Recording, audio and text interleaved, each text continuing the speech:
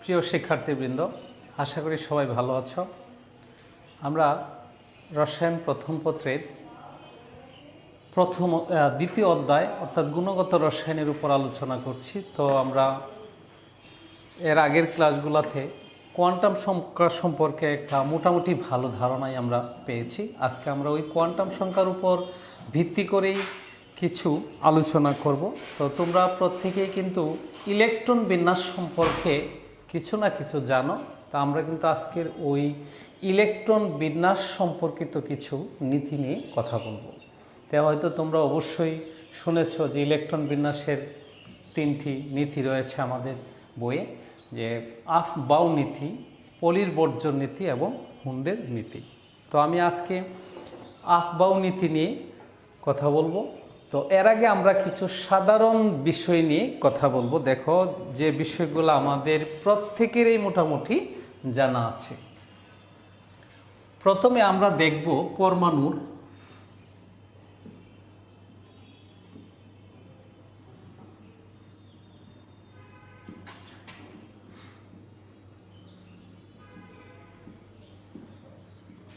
বিভিন্ন অরবিটাল। প্রথমে আমরা একটু দেখে নিব পরমাণুর বিভিন্ন অরবিটাল। পরমাণুর বিভিন্ন অরবিটাল তে আমরা যে মডেলগুলো দেখেছি বা প্রধান কোয়ান্টাম সংখ্যা পড়েছি বা বিভিন্ন কোয়ান্টাম সংখ্যা পড়েছি, সেখানে কিন্তু আমরা দেখতে পেয়েছি একটি পরমাণুর বিভিন্ন শক্তি স্তর বা উপশক্তি স্তর বা বিভিন্ন অরবিটাল থাকে। তে আমরা প্রথমে এই অরবিটালগুলো একটু দেখে নিই। দেখো, তোমরা জানো যে প্রথম যে শক্তি স্তর, প্রথম শক্তি স্তরে একটি অরবিটাল রয়েছে, তা হচ্ছে 1s। প্রথম শক্তি স্তরে পরমাণুর প্রথম শক্তি স্তরে একটি অরবিটাল রয়েছে বা একটি উপস্তর রয়েছে, যাকে আমরা 1s বলি। এরকমভাবে দ্বিতীয় শক্তি স্তরে পরমাণুর দ্বিতীয় শক্তি স্তরে দুটি অরবিটাল রয়েছে, একটি 2s আর একটি হচ্ছে 2p। এরকমভাবে তৃতীয় শক্তি স্তরে 3টি অরবিটাল রয়েছে। তৃতীয় শক্তি স্তরে 3টি অরবিটাল রয়েছে। তোমরা জানো 3s, 3p এবং 3d। একইভাবে চতুর্থ শক্তি স্তরে পরমাণুর চতুর্থ শক্তি স্তরে 4টি অরবিটাল রয়েছে বা উপস্তর, 4s, 4p, 4d, 4a। ঠিক আছে, একটা পরমাণুর প্রথম শক্তি স্তরে একটি উপশক্তি স্তর বা অরবিটাল রয়েছে, তাকে আমরা 1s অরবিটাল বলি। এরকমভাবে দ্বিতীয় শক্তি স্তরে দুটি অরবিটাল রয়েছে বা দুটি উপশক্তি স্তর রয়েছে, 2s, 2p। তৃতীয় শক্তি স্তরেও 3টি অরবিটাল রয়েছে, 3s, 3p, 3d। চতুর্থ শক্তি স্তরে 4টি অরবিটাল রয়েছে বা উপশক্তি স্তর রয়েছে, 4s, 4p, 4d এবং 4a। ঠিক আছে, তো আমরা যেহেতু বুঝতে পেরেছি যে একটি পরমাণুর বিভিন্ন শক্তি স্তরে বিভিন্ন অরবিটাল রয়েছে, কাজেই আমাদের মনে স্বাভাবিক প্রশ্ন জাগতে পারে যে এই যে একটি পরমাণুতে যে একাধিক অরবিটাল থাকতে পারে, সেই ক্ষেত্রে ইলেকট্রনগুলা কিভাবে এই অরবিটাল বা বিভিন্ন অরবিটালে বিন্যস্ত থাকে, একটা আমাদের প্রশ্ন থাকতে পারে। হ্যাঁ, এই প্রশ্নের সমাধান নিয়ে কিন্তু আফবাউ নীতিতে বলা হয়েছে। অর্থাৎ একটি পরমাণুর বিভিন্ন অরবিটালে ইলেকট্রনগুলো কিভাবে এই বিন্যস্ত থাকে, তা আমরা আফবাউ নীতির সাহায্যে জানতে পারবো। ঠিক আছে, তাহলে আমরা শক্তি স্তরগুলোতে যে অরবিটাল রয়েছে এবং কি কি অরবিটাল রয়েছে আমরা তা দেখে নিলাম।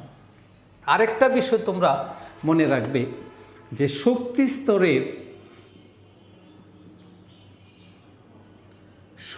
স্তর যে রয়েছে একাধিক শক্তি স্তর, সেই একাধিক শক্তি স্তরের শক্তির ক্রমটা আমরা একটু দেখে নিই।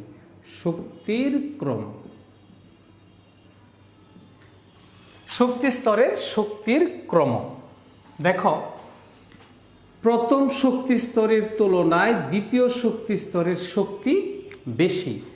একইভাবে দ্বিতীয় শক্তি স্তরের তুলনায় তৃতীয়, তৃতীয় শক্তি স্তরের তুলনায় চতুর্থ, চতুর্থ শক্তি স্তরের তুলনায় পঞ্চম শক্তি স্তরের শক্তি বেশি। তাহলে আমরা এর একটু মনে করিয়ে নিলাম যে শক্তি স্তরগুলোর শক্তির ক্রম, প্রথম শক্তি স্তরের চেয়ে দ্বিতীয় শক্তি স্তরের শক্তি বেশি, দ্বিতীয় শক্তি স্তরের চেয়ে তৃতীয় শক্তি স্তরের শক্তি বেশি, তৃতীয়র চেয়ে চতুর্থ, এভাবে আমরা জেনে নিলাম শক্তি স্তরের শক্তির ক্রম। এবং আরেকটা বিষয় আমাদের মনে রাখতে হবে, সেটা হচ্ছে, দেখো তোমরা, একই শক্তি স্তরে, একই শক্তি স্তরে উপস্থিত, একই শক্তি স্তরে উপস্থিত বিভিন্ন উপশক্তি স্তরের, একই শক্তি স্তরে উপস্থিত বিভিন্ন উপশক্তি স্তরের শক্তির ক্রম, শক্তির ক্রম, একই শক্তি স্তরে উপস্থিত বিভিন্ন উপশক্তি স্তরের শক্তির ক্রম।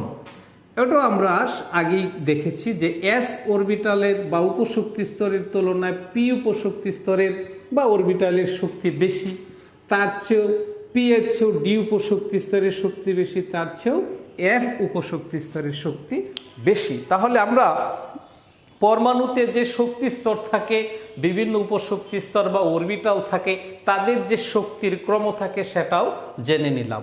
হ্যাঁ, আমরা মনে রাখবো শক্তি স্তরের শক্তি এবং উপশক্তি স্তরের বা অরবিটালের যে শক্তি, ঠিক আছে, এই দুইটা শক্তির যোগফলেই হবে কিন্তু অরবিটালের, একটি অরবিটালের শক্তি। এই বিষয়টা আমরা আজকে দেখব।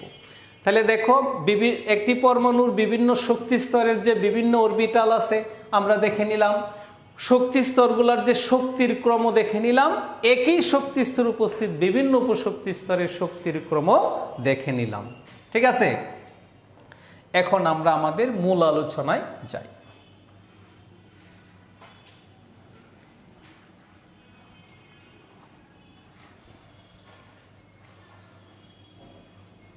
দেখো, আমরা আজকে আলোচনা করব যে এই যে আমরা বিভিন্ন শক্তি স্তর দেখতে পেলাম, তার যে বিভিন্ন অরবিটাল রয়েছে, সেই অরবিটালগুলোতে কীভাবে ইলেকট্রন প্রবেশ করে ওই নিয়মটা আমরা দেখব।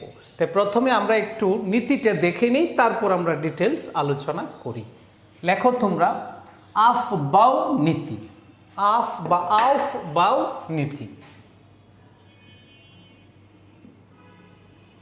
আফ বাউ নীতি, আফ বাউ নীতি। তোমরা মনে রাখবে আফ বাউ হচ্ছে একটি জার্মান শব্দ, আফ বাউ হচ্ছে একটি জার্মান শব্দ, যার ইংরেজি প্রতিশব্দ হচ্ছে বিল্ডিং আপ, বিল্ডিং আপ, এবং বাংলায় আমরা একে বলে থাকি উপরের দিকে ওঠা বা উচ্চক্রম। তাহলে দেখো, আমরা এই নীতিটা একটু দেখি।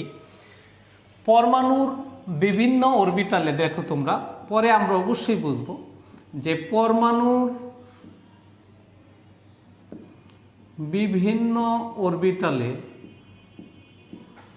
পরমাণুর বিভিন্ন অরবিটালে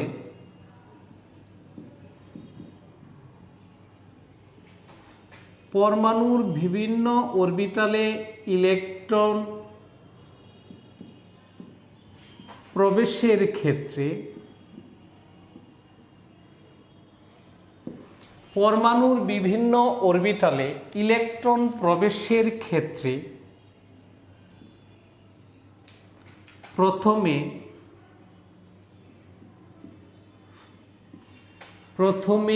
নিম্ন শক্তি সম্পন্ন পরমাণুর বিভিন্ন অরবিটালে ইলেকট্রন প্রবেশের ক্ষেত্রে প্রথমে নিম্ন শক্তি সম্পন্ন অরবিটালে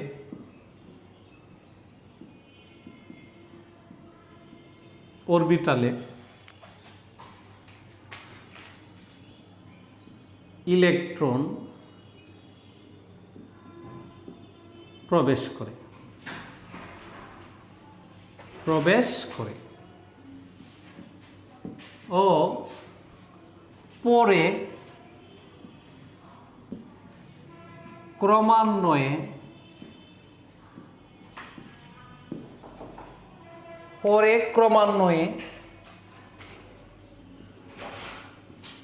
উচ্চ শক্তি সম্পন্ন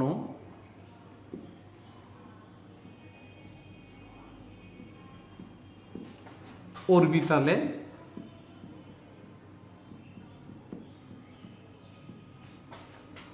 প্রবেশ করবে।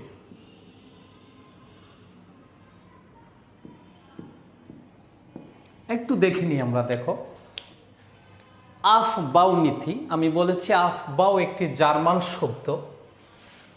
ইংরেজিতে আফবাউকে বিল্ডিং আপ বলা হয় এবং আমরা বাংলায় থাকি উপরের দিকে ওঠা বা উচ্চক্রম বলে থাকি। নীতিটা আমরা একটু দেখে নিই। পরমাণুর বিভিন্ন অরবিটালে ইলেকট্রন প্রবেশের ক্ষেত্রে প্রথমে নিম্ন শক্তি সম্পন্ন অরবিটালে ইলেকট্রন প্রবেশ করে ও পরে ক্রমান্বয়ে উচ্চ শক্তি সম্পন্ন অরবিটালে প্রবেশ করে। পরমাণুর বিভিন্ন অরবিটালে ইলেকট্রন প্রবেশের ক্ষেত্রে প্রথমে নিম্ন শক্তি সম্পন্ন অরবিটালে ইলেকট্রন প্রবেশ করে এবং পরে ক্রমান্বয়ে উচ্চ শক্তি অরবিটালে ইলেকট্রন প্রবেশ করবে। এই যে একটি ধারাবাহিক নিয়ম, ইলেকট্রন প্রবেশের যে একটি ধারাবাহিক নিয়ম, এই সুন্দর নিয়মটিকে বলা হয় আফবাউ নীতি। এখন আমরা বুঝবো যে স্যার, যেহেতু আপনি বলতেছেন নিম্ন শক্তি সম্পন্ন অরবিটাল ইলেকট্রন আগে প্রবেশ করবে, তারপর ক্রমান্বয়ে উচ্চ শক্তি অরবিটাল ইলেকট্রন প্রবেশ করবে, তার মানে হচ্ছে অরবিটালগুলা দুই ধরনের, নিম্ন শক্তি সম্পন্ন আর উচ্চ শক্তি সম্পন্ন অরবিটাল। তাহলে আমরা স্যার বুঝবো কিভাবে যে কোন অরবিটালটি নিম্ন শক্তি সম্পন্ন এবং কোন অরবিটালটি উচ্চ শক্তি সম্পন্ন? হ্যাঁ, এখন আমি ওইটাই বোঝাবো। দেখো, তাহলে আমরা এখন শিখব একাধিক অরবিটাল, অর্থাৎ দুটি অরবিটালের মধ্যে কোনটি নিম্ন শক্তি সম্পন্ন অরবিটাল এবং কোনটি উচ্চ শক্তি সম্পন্ন অরবিটাল। খুব সহজ। তোমরা অবশ্যই প্রধান কোয়ান্টাম সংখ্যা এবং সহকারী কোয়ান্টাম সংখ্যা সম্পর্কে অনেক কিছুই জানো। তা আমরা দেখেছি প্রধান কোয়ান্টাম সংখ্যাকে n দ্বারা প্রকাশ করা হয় এবং সহকারী কোয়ান্টাম সংখ্যাকে l দ্বারা প্রকাশ করা হয়।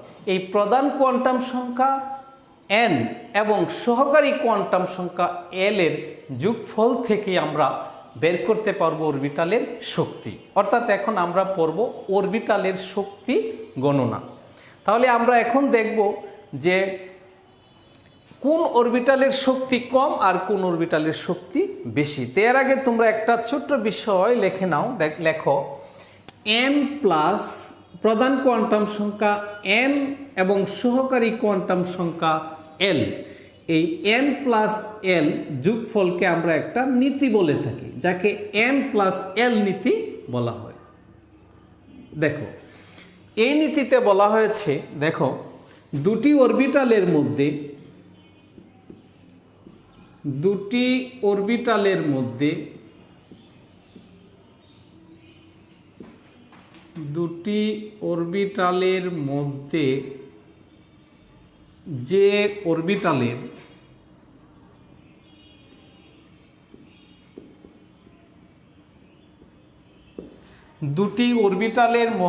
যে অরবিটালের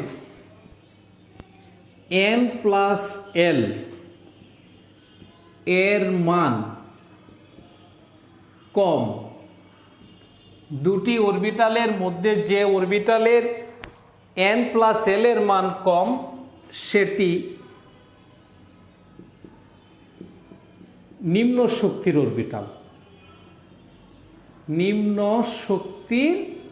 অরবিটাল। একদম সহজ। এবং নিম্ন শক্তির অরবিটাল, দুটি অরবিটালের মধ্যে যে অরবিটালের n প্লাস l এর মান কম সেটি নিম্ন শক্তির অরবিটাল। এবং যেটির বা যে অরবিটালের n প্লাস l এর মান বেশি,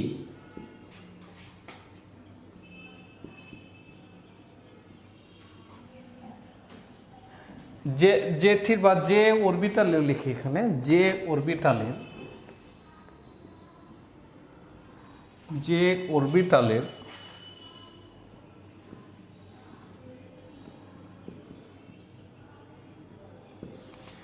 অরবিটালের n প্লাস l এর মান বেশি, সেই অরবিটাল বা সেটি উচ্চ শক্তির অরবিটাল।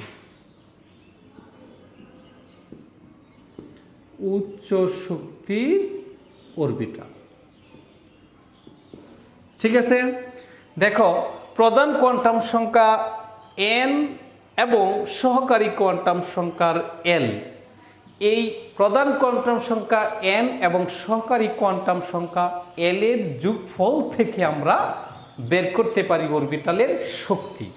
তোমাকে যদি প্রশ্ন করা হয় অরবিটালগুলোর শক্তি তুমি কিভাবে গণনা করবে, উত্তর হচ্ছে n এবং l এর যোগফল, অর্থাৎ n প্লাস l থেকে আমরা অরবিটালের শক্তি গণনা করতে পারি।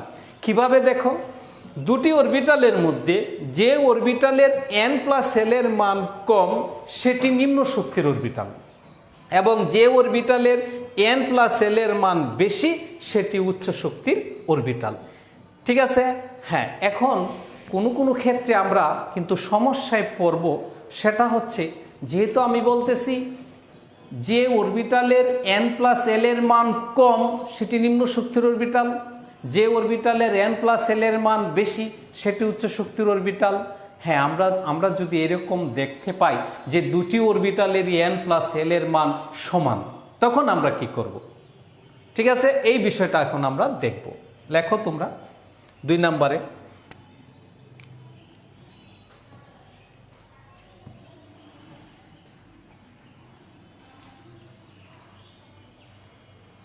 এটা গেল আমাদের 1 নম্বর। এখন আমরা 2 নম্বরে লিখব দুটি অরবিটালের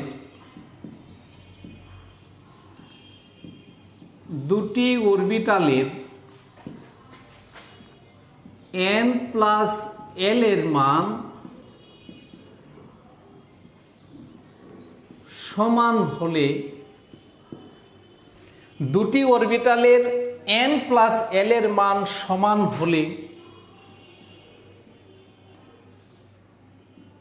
যেটির n এর মান ছোট, দুটি অরবিটালের n প্লাস l এর মান সমান হলে যেটির n এর মান ছোট সেটি নিম্ন শক্তির অরবিটাল।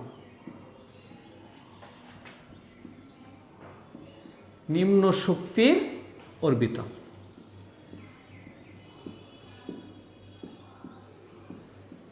ঠিক আছে, তাহলে আমরা শিখলাম, দেখো n প্লাস l নীতি, অর্থাৎ একাধিক অরবিটাল যখন থাকবে বা দুটি অরবিটালের মধ্যে শক্তির যখন আমরা তুলনা করতে চাইব, অর্থাৎ দুইটা অরবিটালের মধ্যে কোনটির শক্তি বেশি বা কম তা আমরা বের করতে পারবো কিভাবে? n প্লাস l নীতি দ্বারা। n প্লাস l নীতিতে প্রথমত বলা হয়েছে দুটি অরবিটালের মধ্যে যে অরবিটালের n প্লাস l এর মান কম, ঠিক আছে, সেই অরবিটাল নিম্ন শক্তি সম্পন্ন অরবিটাল, এবং যে অরবিটালের n প্লাস l এর মান বেশি সেটি উচ্চ শক্তির অরবিটাল। পরে আমরা বলছি যদি দুটি অরবিটালেরই n প্লাস l এর মান সমান হয় তখন কি করণীয়? উত্তরটা হলো দুটি অরবিটালের n প্লাস l এর মান সমান হলে যে অরবিটালের n এর মান ছোট সেই অরবিটালটি নিম্ন শক্তি সম্পন্ন অরবিটাল। ঠিক আছে, এখন আমরা বিভিন্ন অরবিটালের এই শক্তির গণনাটা একটু দেখে নিব এই নীতি অনুসারে। দেখো তোমরা সবাই, তাহলে আরো বিষয়টা কি আমাদের ক্লিয়ার হবে।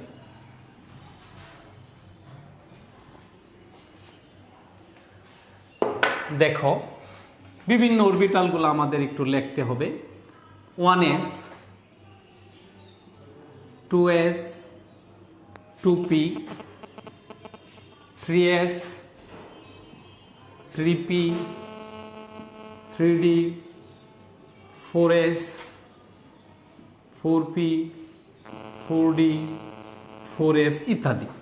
ঠিক আছে, দেখো তোমরা এই যে বিভিন্ন অরবিটালগুলো আছে, এই বিভিন্ন অরবিটালগুলোর মধ্যে কোনটি নিম্ন শক্তি সম্পন্ন এবং কোন অরবিটাল উচ্চ শক্তি সম্পন্ন আমরা কিন্তু এখন তা বের করার নিয়মটা পড়েছি।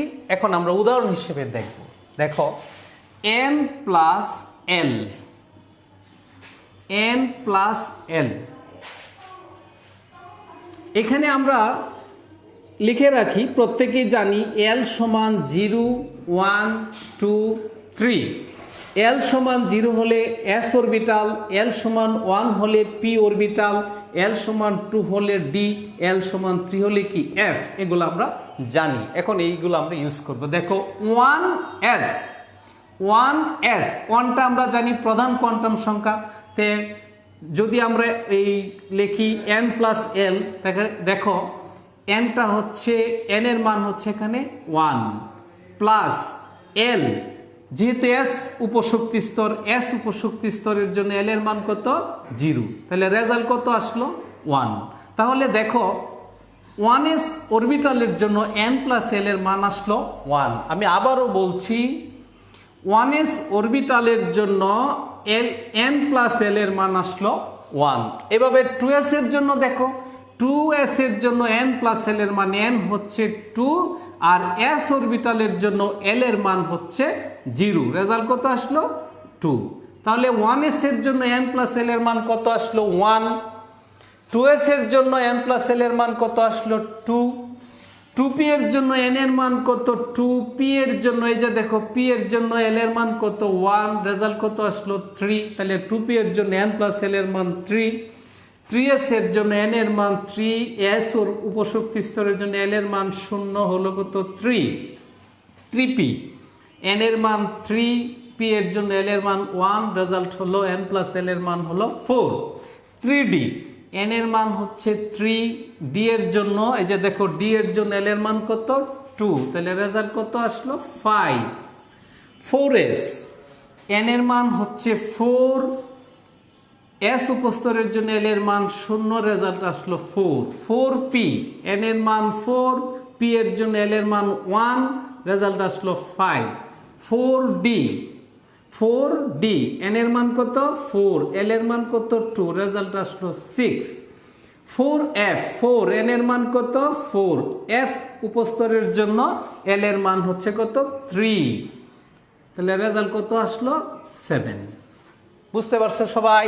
তাহলে আমরা একটু আগেই দেখলাম যে দুটি অরবিটালের মধ্যে কোন অরবিটালটি নিম্ন শক্তি সম্পন্ন এবং কোন অরবিটালটি উচ্চ শক্তি সম্পন্ন তা আমরা শিখেছি। সেটার নিয়মটা ছিল n প্লাস l নীতি দ্বারা। যে উপশক্তি স্তর বা অরবিটালের n প্লাস l এর মান কম সেই অরবিটাল নিম্ন শক্তি সম্পন্ন অরবিটাল, এবং যে অরবিটালের n প্লাস l এর মান বেশি সেটি উচ্চ শক্তি সম্পন্ন অরবিটাল। আমরা একটু বিভিন্ন অরবিটালের শক্তির গণনাটা দেখে নিই। দেখো বিভিন্ন orbital 1s 2s 2p 3s 4p ইত্যাদি বিভিন্ন অরবিটাল, তাদের জন্য n প্লাস l এর মান অর্থাৎ অরবিটালের শক্তির মান আমরা গণনা করেছি। দেখো 1s অরবিটালের জন্য n প্লাস l এর মান গণনা করে পেয়েছি আমরা 1, 2s অরবিটালের জন্য n প্লাস l এর মান পেয়েছি আমরা 2, 2p অরবিটালের জন্য n প্লাস l এর মান পেয়েছি 3, 3s এর জন্য পেয়েছি 3, 3p এর জন্য n প্লাস l এর মান পেয়েছি 4, 3d এর জন্য n প্লাস l এর মান পেয়েছি 5, 4s এর জন্য n প্লাস l এর মান 4। এভাবে 4p 4d এবং 4f অরবিটালের শক্তির মান পেয়েছি আমরা, অর্থাৎ n প্লাস l এর মান পেয়েছি। ঠিক আছে, যদি তোমাকে প্রশ্ন করে 4f অরবিটালের শক্তির মান কত, 4f অরবিটালের শক্তির মান কত, তুমি বলবা 4f অরবিটালের জন্য n প্লাস l এর মান হলো 7, অর্থাৎ 4f অরবিটালের শক্তির মান হলো 7। তাহলে এখান থেকে দেখে নাও যে 1s অরবিটালের জন্য n প্লাস l এর মান সবচেয়ে কম অর্থাৎ 1, তাই আমরা ইলেকট্রন বিন্যাস করার ক্ষেত্রে কিন্তু 1s অরবিটাল ইলেকট্রন আগে বসাই, অর্থাৎ 1s অরবিটাল ইলেকট্রন আগে প্রবেশ করবে, 1s অরবিটাল পূর্ণ হলে তারপর 2s এ যাবে, কারণ 1s এর চেয়ে 2s এর শক্তি বা n+l এর মান কি বড়। ঠিক 2s পূর্ণ হলে 2p তে যাবে, কারণ 2s এর শক্তির মান 2 এবং 2p এর শক্তির মান কত 3, কাজে 2s পূর্ণ হয়ে 2p তে যাবে। এরকম ভাবে 2p এর পরে 3s যাবে। এখন প্রশ্ন হচ্ছে স্যার 2p এবং 2s, 2p এবং 3s, 2p এবং 3s, স্যার 2p এর জন্য n+l এর মান 3, ঠিক 3s এর জন্য তো n+l এর মান 3। হ্যাঁ, আমি কিন্তু বলেছিলাম এরকম সমস্যায় আমরা পড়ব যে দুটো অরবিটালের n+l এর মান সমান হতে পারে। সেক্ষেত্রেও কিন্তু আমি আরেকটি নিয়ম তোমাদেরকে বলেছি, যদি দুটি অরবিটালের জন্য, যেমন 2p এবং 3s, যদি দুটি অরবিটালের জন্য n+l এর মান সমান হয়, তখন যে অরবিটালের জন্য n এর মান ছোট, বলো 2p অরবিটালের জন্য n এর মান কত? উত্তর হলো n এর মান 2। 3s অরবিটালের জন্য n এর মান কত? উত্তর হলো 3। যেহেতু 3s অরবিটালের n এর মানের চেয়ে 2p অরবিটালের n এর মান ছোট, এজন্য আমরা বলবো 3s এর তুলনায় 2p অরবিটালের শক্তি কম, যার জন্য 2p অরবিটাল ইলেকট্রন দ্বারা পূর্ণ হলে 3s এ যাবে। এভাবে দেখো 3s এর চেয়ে 3p অরবিটালের শক্তি কি বেশি, 3s এর হচ্ছে 3, 3p এর হচ্ছে কত 4, এর জন্য 3s পূর্ণ 3p তে যাবে। তারপর দেখো 3p এর পরে দেখো 3d, আমাদের প্রথম শক্তি স্তরে 1s, দ্বিতীয় শক্তি স্তরে 2s 2p, তৃতীয় শক্তি স্তরে 3s 3p আর 3d। 3s পূর্ণ হয়ে 3p, তারপর তো 3d তে ইলেকট্রন যাওয়ার কথা, কিন্তু দেখো তোমরা 3d এর জন্য n+l এর মান 5, 3d এর জন্য n+l এর মান কত 5, বাট 4s এর জন্য দেখো n+l এর মান কত 4। তাহলে দেখাই যাচ্ছে যে 3d এর শক্তি হচ্ছে 5, বাট 4s অরবিটালের শক্তি হচ্ছে কত 4। যেহেতু 3d অরবিটালের তুলনায় 4s অরবিটালের শক্তির মান কম, কাজে আমরা ইলেকট্রন বিন্যাস করার সময় আগে ইলেকট্রন 4s এ বসাবো, তারপর 4s পূর্ণ হওয়ার পর আমরা 3d তে ইলেকট্রন ব্যবহার করব।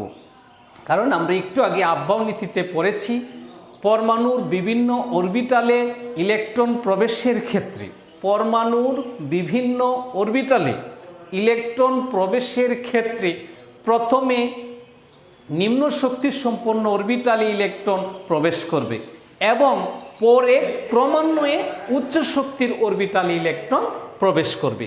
যেহেতু 3d অরবিটালের শক্তি বেশি, 4s অরবিটালের শক্তি কম, কাজেই 3d তে 3p পূর্ণ হয়ে 4s ইলেকট্রন যাবে, তারপর 3d তে যাবে। বুঝতে পারছি আমরা সবাই নিশ্চয়ই? এই বিষয়গুলো আমরা কি মনে রাখবো। এখন আমরা দেখো, আমরা এখন একটা উদাহরণ দিয়ে দেখব, মনোযোগ দিয়ে শোনো সবাই। প্রশ্নটা হচ্ছে পটাশিয়ামের 19তম ইলেকট্রন